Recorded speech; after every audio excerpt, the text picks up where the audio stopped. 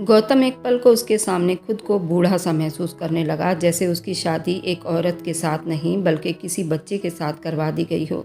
गौतम अपनी सोचों के ताने बाने बुनता उसके चेहरे को बड़ी गौर से देख रहा था, जब अचानक उसकी नज़रें चुप बैठी मोहिनी की उन गहरी निगाहों से टकराई जिस पर अभी तक गौतम की सोच नहीं पहुंची थी। वह एकदम ठिठक गई। उसकी आंखें जो ऐसा असर दिखा रही थी जैसे बहुत समझदार हो उससे बातें कर रही हो, एक अजीब सी कसमुकस थी उन आंखों में जो गौतम के दिल को अपनी तरफ खींचने लगी थी। तभी वह खुद को संभालता उसके सामने अपनी ठाकुरों वाली शान में आता हुआ बोला, मैंने तुम्हारी बड़ी तारीफें सुनी थी मेहमानों के मुंह से। ये मोहिनी है, लेकिन तुम तो बच्ची हो। मैंने सोचा भी नहीं था कि मेरी ज़िंदगी की जीवन साथी एक बच्ची निकलेगी। मुझे क्या अब तुम्हें पहले पाल पोस कर एक औरत के रूप में ढलने का इंतज़ार करना होगा? जिंदगी के जीवन साथी के तौर पर मेरी सोच एक बच्ची नहीं बल्कि भरपूर औरत की थी, जिसके साथ मैं अपने जीवन के आनंद ले सकता था। मेरे कदम से कदम मिलाकर चलती, लेकिन तुम्हें देखकर लगता है जिसे तुम्हें कुछ मालूम ही नहीं। ये मत समझना कि मैं औरतों के पीछे भागने वाला मर्द, उनके बारे में बड़ी दिलचस्पी लेने वाला आदमी हूँ, लेकिन मेरी अपनी भी कोई सोच है। अपने धर्मपत्नी के लिए मोहिनी, जो गौतम की बातों को सुनकर नासमझी से हैरान होती हुई बस उसे देखे जा रही थी। गौतम को लगा वह अभी उससे कुछ कहेगी, लेकिन वह अपने होंठ सीकर बस चुप बैठी थी। मैं बहुत थक गया हूँ, आराम करना चाहता हूँ। तुम भी कपड़े चेंज करके आराम कर लो।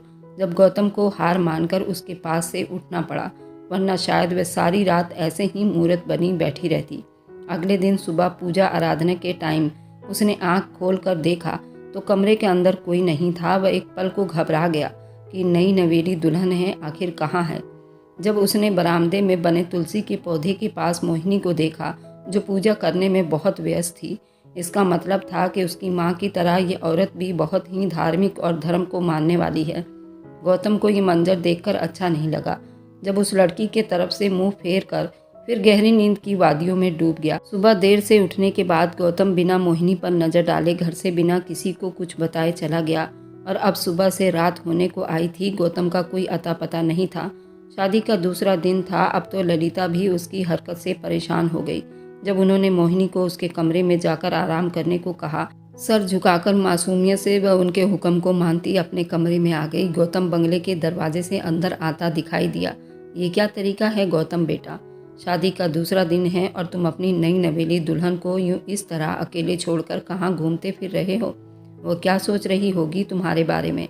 ललिता जी नाराज नज़रों से बेटे को देखते हुए शिकायत भरे अंदाज में बोली थी। कुछ नहीं सोच रही होगी, क्योंकि उसके पास मैच्योर औरत का दिमाग ही नहीं है। अभी बच्ची है, और आपने शायद मुझसे कहा था कि मैं जो मर्जी करूं। शादी के बाद अब तुम मेरी शादी हो गई है, आपने अपनी मर्जी तो कर ली, अब मुझे मेरी मर्जी की ज़िंदगी जीने दो। मुझे मेरे हाल पर छोड़ दो। ये थानेदारों की तरह मुझसे सवाल जवाब करना बंद करो। गौतम बदतमीजी से बोला। आगे बढ़ने लगा जब उसने अपने पीछे माँ के गम में डूबी आवाज़ सुनाई दी, आज जिस मोहब्बत का दम भरते फिर रहे हो ना, उस बदचलन औरत के साथ संबंध बनाए हुए हो ना, याद रखना ये सब तुम्हारे बुरे कर्मों में लिखा जा रहा है। फिर अगर इस तरह गलत संबंध के बाद भी तुम शादी कर लेते हो, अपनी धर्मपत्नी पर ध्यान नहीं देते, तो भी तुम्हारे ऊपर पाप लिखा जाएगा। तुम उस गलत रिश्ते में कभी भी खुश नहीं रह सकते। किसी न किसी दिन तो एक दूसरे से नफरत हो जाएगी जब उस बदचलन लड़की को किसी और के बाहों में देखोगे, क्योंकि तुमने एक पवित्र रिश्ते की शुरुआत की है, उसके बाद भी तुम बाहर उस बदचलन लड़की के साथ गलत संबंध बनाकर बैठे हो। तुम कभी खुश नहीं रह पाओगे। सबसे पवित्र रिश्ता पति पत्नी का रिश्ता होता है। इस रिश्ते से भगवान भी इतना खुश रहता है। तुम ऐसे रिश्ते को धुतकार रहे हो। भगवान तुम्हें कभी खुश नहीं रखेगा। दुनिया में कई लोग आपकी इज्जत और कदर और मोहब्बत का दावा करेंगे, लेकिन हकीकत में इज्जत सिर्फ उसने की जो तुम्हारी जीवन संगनी होगी, क्योंकि इज्जत सिर्फ पवित्र रिश्ते में, लेकिन सिर्फ वो आत्माएं जिसमें डर हो, जिसको पवित्र मोहब्बत की कदर हो। अब भी वक्त है मेरे बच्चे, अपनी आंखें खोलो, सही और गलत को पहचान लो, अच्छे और बुरे कर्मों में फ़र्क करना सीखो, क्योंकि भगवान की नाफरमानी में सिर्फ रुसवाई मिलती है। ललिता दुख भरी आवाज़ में उसे समझाती रुकी नहीं थी। गौतम माँ की बात सुनता रहा। उनके शब्दों के असर से दिल की हिलती दीवारों को रोक नहीं पाया। बड़ी मुश्किल से वह कदमों को घसीटता अपने कमरे की तरफ बढ़ा, जहाँ उसे लग रहा था कि उसकी पत्नी उसका बेसब्री से इंतज़ार कर रही होगी और बेताबी से उसका स्वागत करेगी। उसे पूछेगी कि आप अब तक कहाँ थे। उसके नखरे उठाएगी, उसके आगे पीछे फिरेगी। वह अपनी मर्दाना फितरत और सोच लिए अंदाज में दरवाज़ा खोला। जैसे ही कमरे में दाखिल हुआ तो उसकी हैरानी का ठिकाना नहीं रहा। उसकी पत्नी सामने भगवान की मूर्ति लिए बैठी थी, जिसे देखकर अब गौतम का मूड खतरनाक हद तक खराब हो गया था। पहले ही नीचे से वो माँ का इतना बड़ा लेक्चर सुनकर आ रहा था और अब सामने ये पंडितानी बैठी थी जो उसकी रातें रंगीन करने के बजाय पूजा पाठ में लगी हुई थी। वही पुरानी पत्नियों वाले नाटक, जिसे उन औरतों को लगता है एक मर्द का दिल पिघल जाएगा।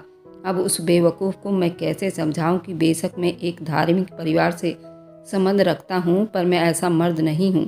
मैं तो आजकल के दुनिया को एंजॉय करना चाहता हूं। मुझे आज़ाद ख्याल की चंचल मॉडल ज़माने की लड़कियां पसंद है, जैसे कि ऐश्वर्या जैसे। अच्छे से पता है कि आदमी के दिल पर राज किस तरह किया जाता है। दहाड़ती आवाज़ के साथ कमरे का दरवाज़ा बंद किया तो मोहिनी, जो पूजा करने में व्यस्त थी, उसे बुरी तरह से डरा दिया था, जिसे वह जल्दी से अपने भगवान की मूर्ति को छुपाकर खड़ी हुई थी। अब उसे देख रही थी। अरे उठ क्यों गई? पति से ज़्यादा ज़रूरी तुम्हारे भगवान है, इसलिए तो तुम यहाँ लाई गई हो। आराम से अपने भगवान को याद करो, क्योंकि मुझे फ़र्क नहीं पड़ता तुम्हारे यहाँ होने या ना होने से। मैं उन मर्दों में से बिल्कुल भी नहीं हूँ मोहिनी, जो औरतों के पीछे भागते रहते हैं, जो उनके नखरे उठाते हों।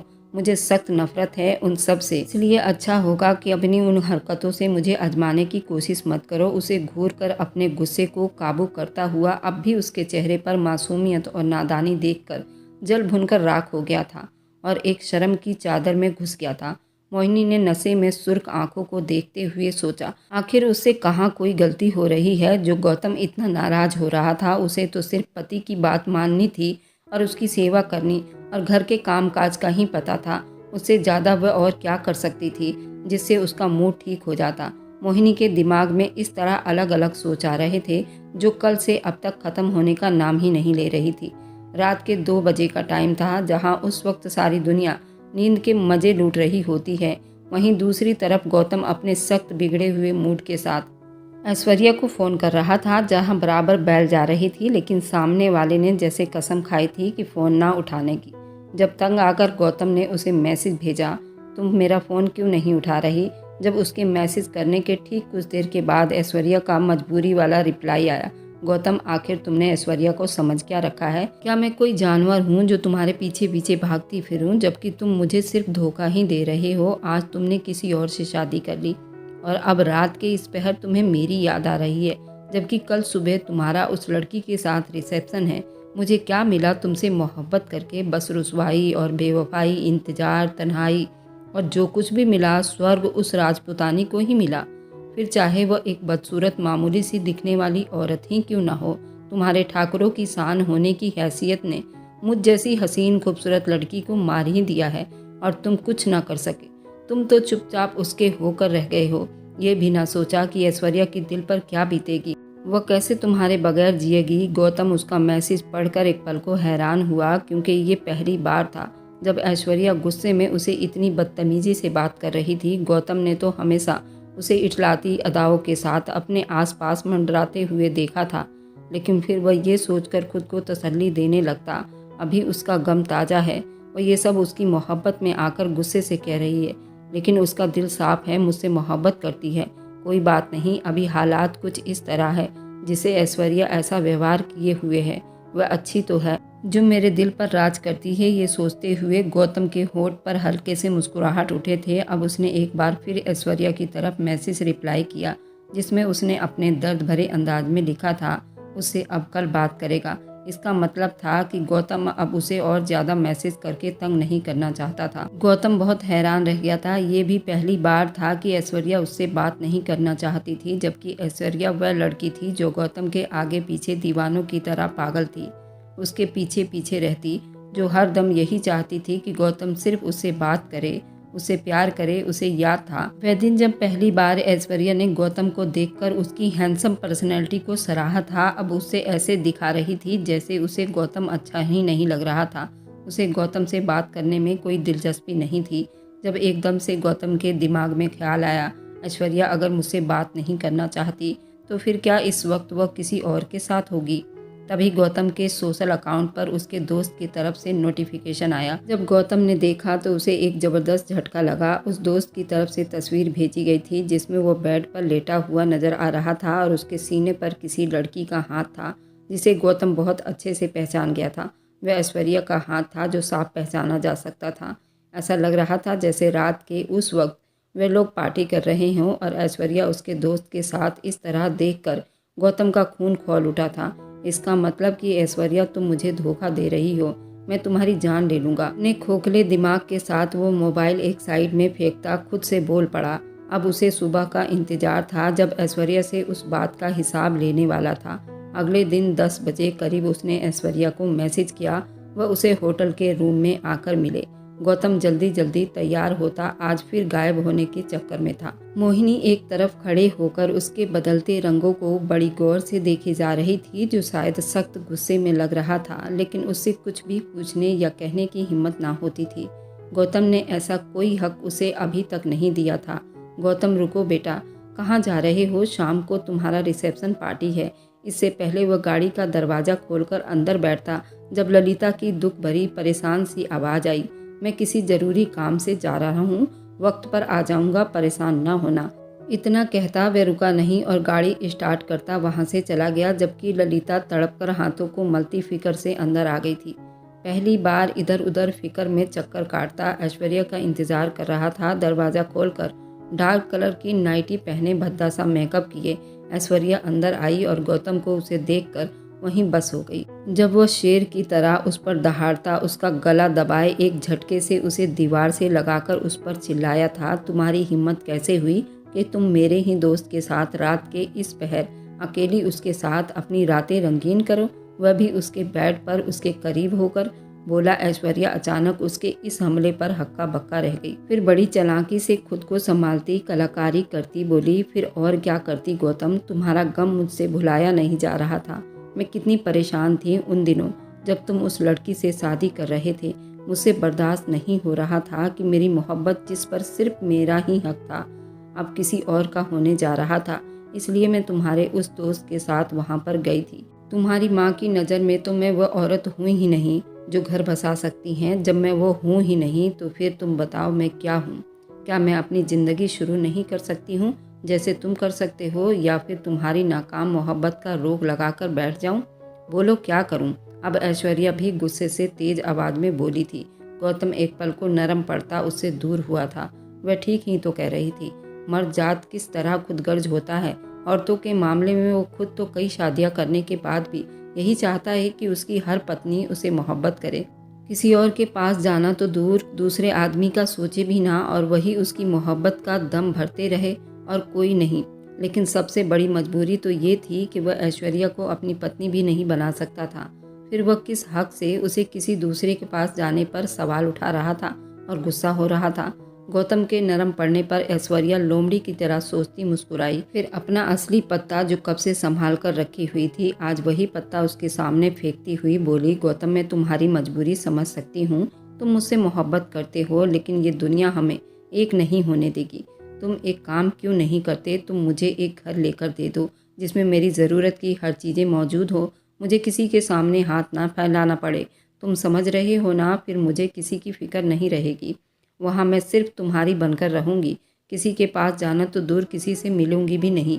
तुम्हारे परमिशन के बिना। ऐश्वर्या बड़ी प्यार से उसे अपने शीशे में उतार रही थी। बड़े नखरे में बोली। जब गौतम को एक पल के लिए याद आया जो कुछ उसने सुन रखा था कि पहले ज़माने की बदचलन कुल्टा औरतें यही सब किया करती थी, ठाकुरों के साथ इस करने का मुआवजा लिया करती थी, फिर उनके साथ बिना किसी पवित्र रिश्ते के ऐसे ही रहा करती थी जैसे उनकी खरीदी हुई गुलाम हो, और उनकी ईमानदारी उन ठाकुरों के साथ तब तक रहती जब तक वह उनका मुंह पैसों से भरते रहते। उन औरतों के पास अमीर ठाकुरों की कोई कमी नहीं थी। गौतम पलटकर गहरी नज़रों से उसे चुप होकर देखता रहा। ठीक है, अगर तुम्हारी यही छोटी सी इच्छा है तो मैं एक घर तुम्हारे नाम तो कर ही सकता हूँ। जिसे सुनकर ऐश्वर्या खुश हो गई और फिर उसी वक्त गौतम उसे अपने साथ ले जाकर एक पौज इलाके में काफ़ी महंगी आलीशान घर लेकर दे दिया जिसकी कीमत बहुत ज़्यादा थी और ऐश्वर्या के नाम पर था। मोहिनी कमरे में बैठी शाम की तैयारी कर रही थी जब ललिता दरवाज़ा खटखटाती हुई अंदर आई। क्या तुम जानती हो मोहिनी, गौतम इस वक्त कहाँ गया है? ललिता थोड़े सख्त तेवर लिए बोली थी। नहीं माँ जी, उन्होंने मुझे कुछ बताया ही नहीं। सर झुकाए मासूमियत से बोली। क्या मतलब कुछ बताया नहीं? तुम उसकी पत्नी हो, तुम्हें पूछना चाहिए था उससे। अगर अभी से तुमने उसे काबू में नहीं किया तो फिर बाद में मत रोना जब वह सारी सारी रात घर से बाहर बिताया करेगा। माँ जी, लेकिन वह मुझसे बात ही नहीं करते। अब की बार घबराई घबराई सी बोली। देखो मेरी बच्ची, एक पत्नी का काम होता है कि पति का ख्याल रखे, साथ साथ उससे मोहब्बत भी करे, उसका पूरा ध्यान दे, उसे खुश रखे ताकि वो बाहर ही ना जाए। अब मैं तुम्हें कैसे समझाऊं? बात इतनी सी है कि मुझे अब इस ठाकुर खानदान का वारिस चाहिए, इसलिए मैं तुम्हें ब्याह कर लाई हूँ, वरना गौतम को कोई कमी नहीं थी हसीन लड़कियों की। ललिता अब बड़ी मोहब्बत से उसे समझाती हुई बोली थी, जिसे मोहिनी को हौसला मिला जब उसने खुलकर बोलना शुरू हुई।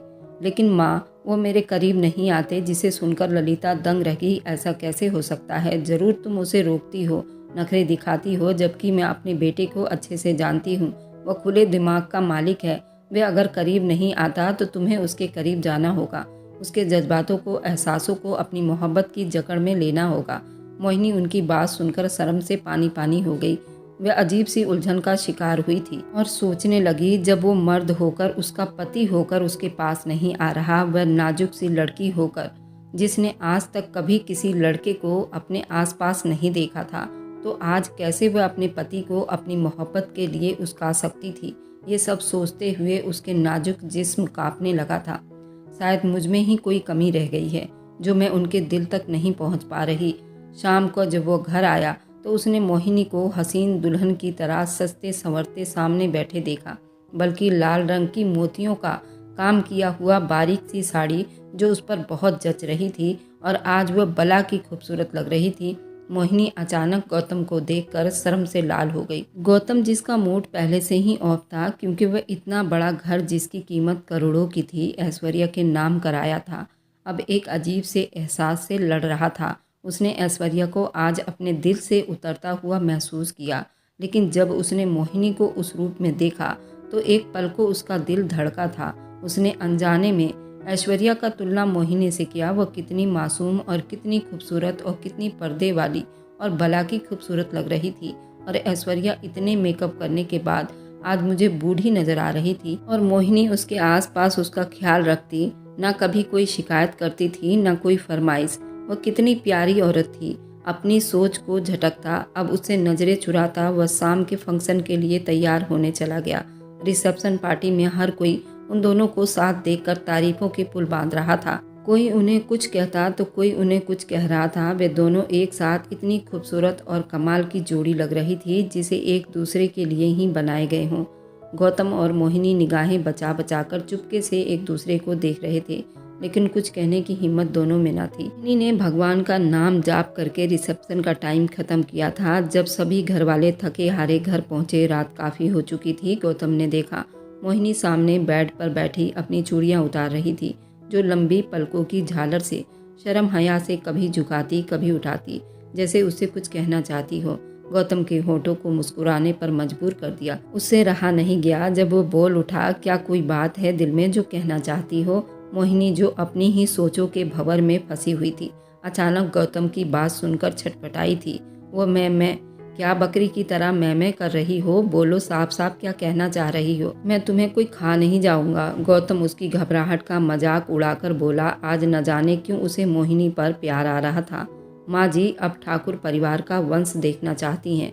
वह आपकी औलाद को गोद में खिलाना चाहती हैं, लेकिन आप शायद मुझे कम उम्र की बच्ची समझ रहे हैं, या शायद आप अपने काबिल मुझे नहीं समझते। उदास सी नरम आवाज में पहली बार उसने अपने दिल की गहराइयों से बोला था। शर्म तो बहुत आ रही थी, लेकिन अब ये मजबूरी थी। गौतम एक पल को उसकी बात सुनकर हैरानी में पड़ गया था, फिर उसके करीब आया, बड़ी प्यार से उसके गुलाबी दोनों गालों को अपने हाथों से पकड़कर ऊपर किया था। गौतम अपनी शरारत भरी आंखों से मुस्कुराकर बोला, अच्छा माँ जी चाहती हैं वारिस, या फिर आपके दिल के जज्बात बेकाबू हो रहे हैं मुझे देखकर? उसकी बात सुनकर मोहिनी छटपटा सी गई थी। नहीं नहीं, ये तो माँ जी ने कहा है। अब की गौतम नाराजगी से उसके पास आते हुए बोला, क्या मतलब माँ जी ने कहा है? क्या तुम्हारा कोई दिल नहीं है? तुम्हें मुझे देखकर कोई एहसास, कोई जज्बात नहीं जागे? क्या तुम मुझसे मोहब्बत नहीं करती? जबकि ज़्यादातर पत्नियां तो अपने पति से पहली नज़र में मोहब्बत कर बैठती हैं। इसका मतलब तुम सच में बच्ची हो।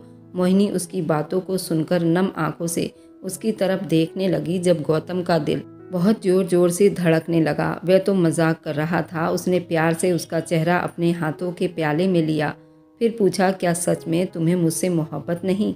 गौतम बड़ी आस लिए उसके हसीन आंखों में डूबा हुआ पूछने लगा। जब मोहिनी धीरे से उसके सीने से लगकर बोली, आप दुनिया के पहले इंसान हैं गौतम, जिसे मैंने दिल की गहराइयों से चाहा है, लेकिन कहने की हिम्मत न कर पाई। अगर आप मुझसे दूर गए तो मैं मर जाऊंगी। इतना कहती वह रो पड़ी थी। वहीं गौतम को लगा जैसे वह अपनी पूरी दुनिया उस छोटी सी लड़की के सामने हार गया हो। ये कैसा एहसास था, कैसी फीलिंग थी जो मोहिनी के इतने करीब होने पर उसे पहली बार महसूस हो रही थी, जबकि वह कितनी रातें ऐसे प्यार भरे लम्हों में ऐश्वर्या के साथ बिता चुका था। ऐसा तो कभी उसने महसूस नहीं किया था जो अब वो मोहिनी को सीने से लगाए कर रहा था। गौतम ने फिर से आगे कुछ न सोचा और सीने में जोर से मोहिनी को भींचते हुए अपना सब कुछ उसके नाम कर दिया।